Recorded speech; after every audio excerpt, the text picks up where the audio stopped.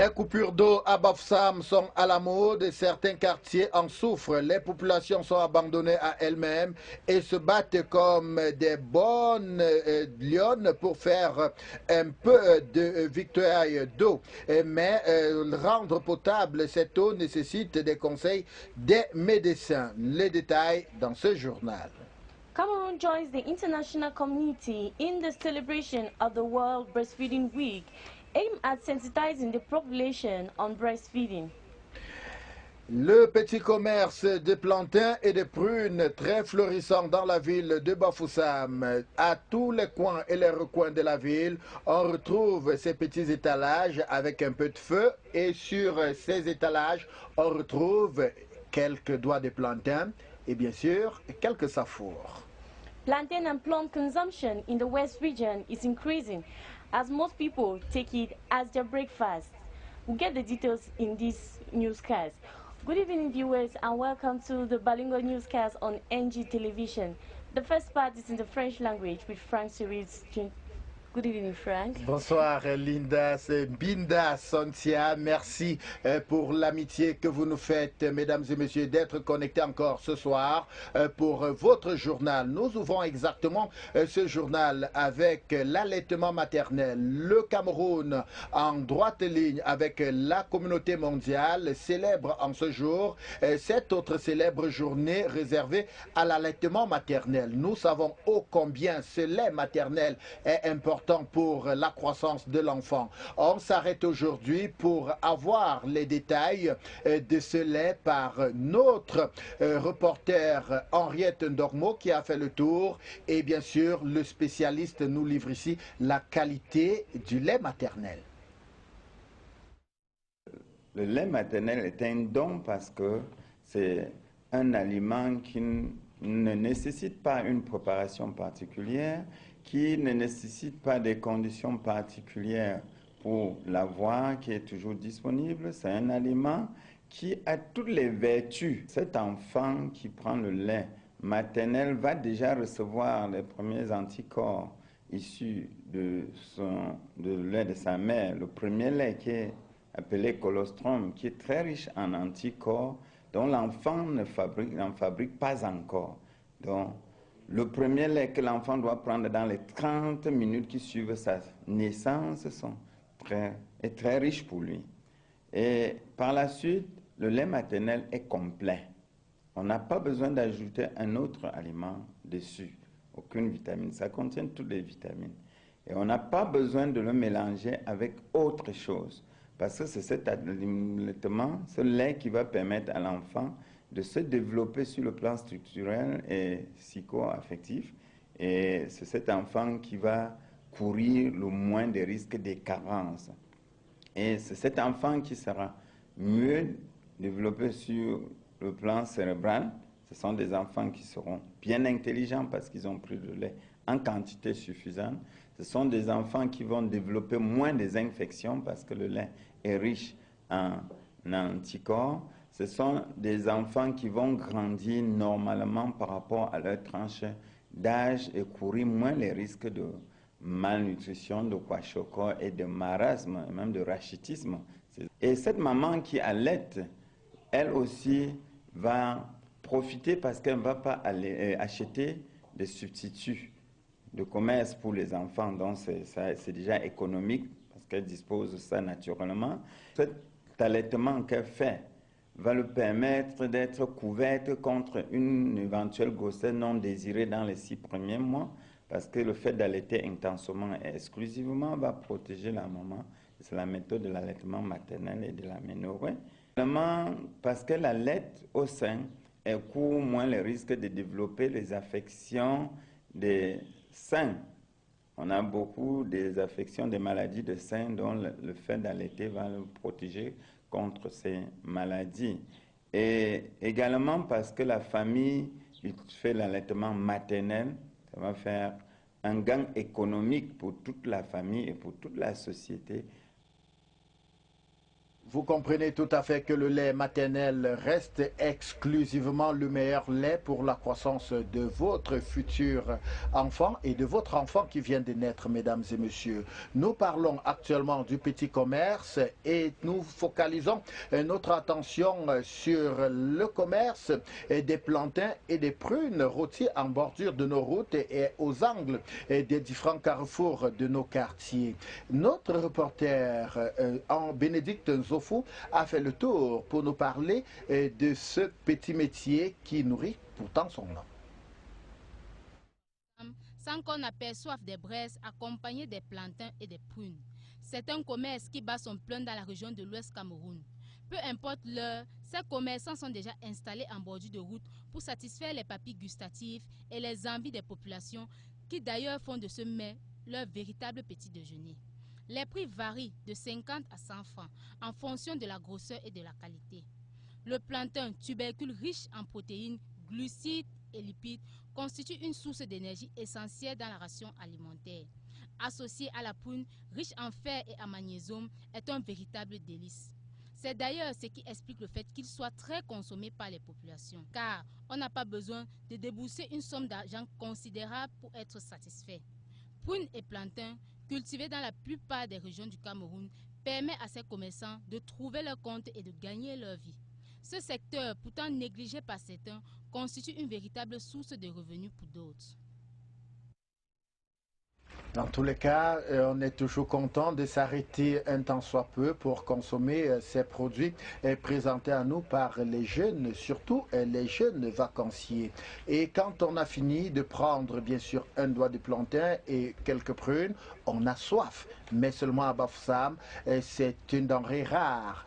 Cette eau est pratiquement mise à côté. On se demande comment faire. Bafoussam a soif, les robinets sont à sec et les populations ne savent plus à quel sein se vouer. Et d'ailleurs, même quand elles trouvent un peu d'eau, cette eau n'est forcément pas potable.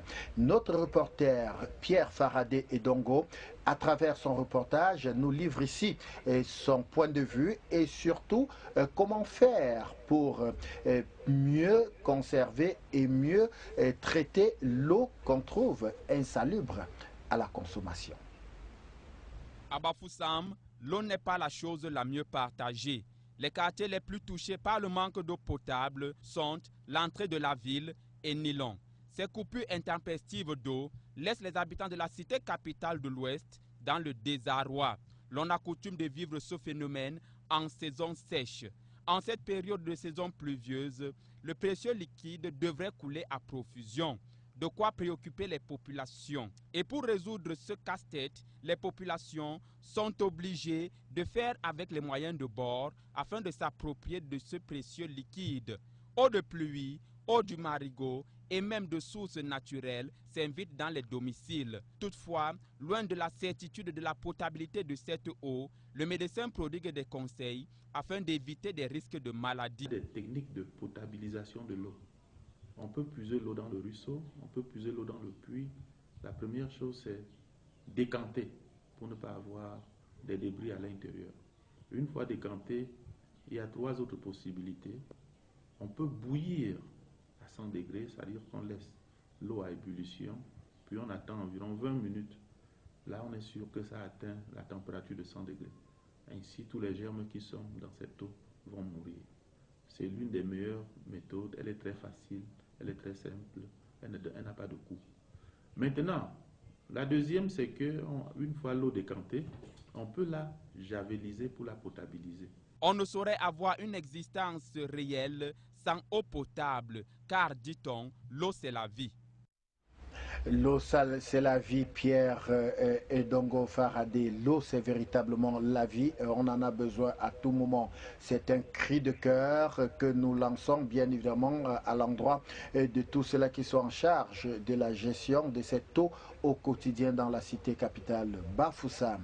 Mesdames et messieurs, les images qui vont suivre font état, bien évidemment, de la situation très difficile à supporter, très chaude, qui s'est déroulée ce jour du côté de l'hôpital régional de Bafoussam, où la population en furie a tout simplement voulu en découdre avec tout cela qui était sur leur chemin. Et les raisons sont bien évidemment propres à cet événement qui s'est déroulé dans les Bamboutos. Et ça prend sa source bien évidemment du côté de Bacham, où un jeune chauffeur camion a été a reçu les balles, oui, a reçu les balles d'un gendarme en faction de ce côté-là. Alors, transporté à l'hôpital régional de Bafoussam aux urgences, il a rendu l'âme de ce côté-là. Le préfet et tout l'armada sécuritaire de la région étaient bien évidemment au chevet des familles éplorées pour pouvoir les réconforter. C'était difficile à supporter et les benskinners qui ont fait le déplacement là-bas n'arrivaient plus à se calmer. Il fallait tout faire, il fallait parler, il fallait dire des choses. C'était insupportable. Vous regardez bien évidemment sur ces images, ces benskinners, même en casque, ont violé complètement l'intimité de la salle d'urgence où ce n'était plus une salle d'urgence en tant que telle. Nous avons pu capter les images des deux épouses, l'une couchée, bien évidemment, que vous pouvez voir sur cette image, l'une couchée parce qu'elle n'arrivait plus à comprendre que son époux sorti très tôt le matin a été tué par balle du côté des Bamboutos, plus précisément dans les accablures de Bacham, là-bas. Il a tout simplement refusé d'obtempérer à une barrière de gendarmerie, dit-on, mais le coup est vite parti. En tout cas, l'enquête est ouverte et dans les tout prochains jours, on va pouvoir avoir les détails exacts de cet événement macabre qui s'est déroulé du côté de Bacham. Et c'est bien évidemment après être conduit aux urgences de l'hôpital régional de Bafoussam que le jeune Téné Arnaud, âgé de 33 ans et père de 6 enfants et de 2 femmes, est passé de vie à trépas. On va écouter avec l'aide de la réalisation quelques petits détails que son cousin a bien voulu nous livrer. Il a épargné. Il dit que non, j'ai ces nouvelles, normalement, il dit que mais il y a cause de nouvelles encore. J'appelle donc le gars avec qui il était. Que mais, tu passais à Habitat, il dit oui. Il y a quoi? Il a dit que non, Anno, on a reçu des balles. Il dit que mais, où? Il me dit, il est embrouillé. Il me dit dans Bouddha. Je dis que mais, tiens, ça veut dire quoi? Je m'assois, commence à réfléchir que mais il y a quelqu'un qui contrôle là dans Bouddha, il bat à Bouddha, c'est Kapouchang et tout et tout. Je demande dans ma moto. Je passe à la mairie, je dis que regarde, on a tiré sur notre petit. Ils sont de quoi des questions. On a pris des motos ici là, waouh. Kapouchang, on n'a rien vu. On lance, balai, on voit rien, on demande à l'autre qui est là en train de la route. Elle est bien grande. On lance, on arrive sur le lieu, à l'hôpital. Quand on a mené à l'hôpital. On arrive à l'hôpital. Je demande à voir le gars. Il me dit qu'il ne peut pas. J'ai arraché la porte là, j'ai mis à côté. Nous sommes entrés. Je le vois. Je dis, gars, c'est pas la peine. Il me dit qu'on appelle l'ambulance parce que où est-ce que nous, on se trouve là? Et il ne peut rien. Il faut l'ambulance peut-être pour le piège ou même pour ailleurs, je ne sais pas trop. Il dit, regarde, bon, pour le moment, si le tireur ne doit plus être là, le temps pour nous, de quitter pas pour ça, pour là-bas, il doit s'échapper. Donc on voit donc son supérieur ou un gendarme quelconque. On entre avec lui. Là, s'il y a ici un gendarme de la même brigade, ici, il va savoir donc qui a tiré, qui était en route. Il faut préciser que le commandant de la localité a eu la vie sauve grâce à la magnanimité des populations qui ont bien voulu laisser la justice faire son travail. Un geste à saluer, car pour une fois, on a compris que les populations ont véritablement pensé que la loi passe d'abord, quoi qu'il arrive. Mesdames et messieurs, c'est ici que s'arrête la première partie de votre 19h30. La deuxième vous est livrée en langue de Shakespeare par Sontia Mbida. Good evening once more. Good evening, Frank Cyril. Today, August 1st till August 7th will be commemorated as World Breastfeeding Week, celebrated under the theme Breastfeeding Foundation for Life. The World Health Organization aimed at sensitizing the population on the importance of breastfeeding. Wando Etienne, specialist in reproductive health, on the mic of our reporter, Patu Daisy. of the situation stating that less than 30% of nursing mother breastfeed exclusively during the first 6 months. The World Health Organization thought that it's a time to sensitize more women about that concept. So to let them to breastfeed exclusively within the first 6 months, because we all know the importance of breast milk, either for the child, the woman, and the whole society. Because within the first 30 minutes after birth, the child should be put on the breast in order to enhance the breastfeeding process. And we also know that the first milk, which is called the colostrum, is very rich in antibodies, which will help the child to prepare himself against early infection, because the vaccination will start at 6 weeks. So that milk is very important, and we should put the child on breast milk early, within the first 30 minutes. And because the child is taking the milk from the breast, which is called breastfeeding method, he will see the nervous system develop well. And we all know that because the milk, breast milk is very rich, the child will face the infection. The risk of infection will be reduced considerably comparing to the other who is not taking the breast milk. Because he's taking the breast milk, he will have the low risk of developing malnutrition as we can compare with the other children who are not taking the breast. And because the mother is breastfeeding, she will benefit naturally from the contraceptive method. So she is aware of unwanted pregnancy within the first 6 months. That method called MAMA, breastfeeding method, when she's breastfeeding well, exclusively within the first 6 months, she is benefiting of that contraceptive method. And we all know that the breastfeeding method do not have cost, because the breast is the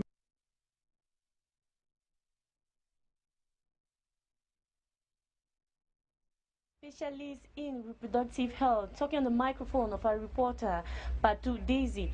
On to other stories, many people in Bafoussam are currently living without water at home for a good number of days now. This is posing a lot of problems to the inhabitants, who are also seeking the reason for the water shortage, especially during the raining season. Lily Manley went on finding how the population sought other means of getting potable water. Her report. Of water is reportedly rendering many residents in Bafoussam, capital city of the West Region, despondent. This is as a result of the obsolete equipment of the water supply company, SNEC. The complete breakdown of very old water pipes is the major problem. For a good number of days now, many quarters such as Eveshe, Nilong, Aqua, and so many others have not had water. In few places, water comes only for a few hours, usually at the late hours of the night. This has led to long queuing around public taps, water wells and streams as people seek other alternatives to get water. To render the water obtained from these sources drinkable, a lot of water treatment has to be done. Des techniques de potabilisation de l'eau. On peut puiser l'eau dans le ruisseau. When we get water from wells and rain, we need to disinfect it. It can be easily done by boiling this water for a minimum period of 20 minutes. It is one of the simplest methods of purifying water to kill germs. We can also put drops of bleach in it to disinfect the water. C'est que une fois l'eau décantée, on peut la javeliser pour la potabiliser. The population of Bafoussam continue to call on the water supply company to see into the problem so that they can have water back at home. The consumption of roast plantain and plum in the West region is at the rise. Most of the plantain and plum are mostly prepared under deplorable hygienic conditions. Betty Limunga tells us more. Food consumption is usually described as a wide range of ready-to-eat food prepared either at home or by roadsides for consumption. In Cameroon, like other developing countries, roadside eating of snacks and other ready-to-eat food is very popular. The phenomenon is also highly practiced in the town of Bafoussam, wherein over 1/3 of the population consume food at street corners. Roast plantain and plum being the most common, it is a subject of interest given that as early as 6 a.m. a considerable number of the Bafoussam population can be spotted eating roast plantain and plum for breakfast daily. Although some are usually prepared at street corners under deplorable hygienic conditions, consumers have diverse reasons that justify the love for roast plantain and plum. More peculiar is the high-level consumption of plantain with diverse complements such as pork meat, cow meat known as soya, pepper soup, to name just a few. But what justifies the high-level plantain consumption in the West region, Chieftown Bafoussam? Most important is the aspect of profit-making, given the high-level consumption of plantain in diverse forms and complements. Before a day runs out, vendors return home with at least a 30% profit daily. And on to this brief, the malaria drug called Arinade has been authorized in the country. This drug was stopped last January as 3 people died after its consumption. Minister of Public Health issued a communique authorizing its usage. And out of the country, 3 Russian journalists have been assassinated in the Central African Republic. The 3 bodies, 1 cameraman, 1 editor, and a journalist, were found in the locality of Sibut, situated at 23 kilometers from Bangui, the capital. This team was carrying out a documentary on the Central African Republic. And still out of the country, Benin is celebrating its 58th anniversary of independence today. President Patrice Talon took this opportunity to renounce the organization of a referendum on the reform of Benin's constitution. Ces 2 brèves pour sortir, mesdames et messieurs, un Camerounais, le nommé Victor Kisobo, vient d'être nommé au poste de directeur exécutif adjoint du programme des Nations Unies pour les établissements humains, avec rang de secrétaire général adjoint des Nations Unies. Monsieur Victor Kisop est entré à l'ONU, c'était en 1989. Une soixantaine de femmes sont annoncées être retenues comme esclaves sexuels au Congo démocratique. L'ONU qui l'annonce indique que des correspondances à ce sujet ont été envoyées aux autorités. La ministre des Droits humains du Congo a démenti cette information. Mesdames et messieurs, c'est sur ces brèves que nous vous souhaitons une très belle soirée. Restez en compagnie de nos programmes qui s'achèvent exactement dans les cours de minuit. De votre fidélité, énormément merci. Retrouvez-nous demain à la même heure. Bonsoir, Santia. Good night, Frank Siri.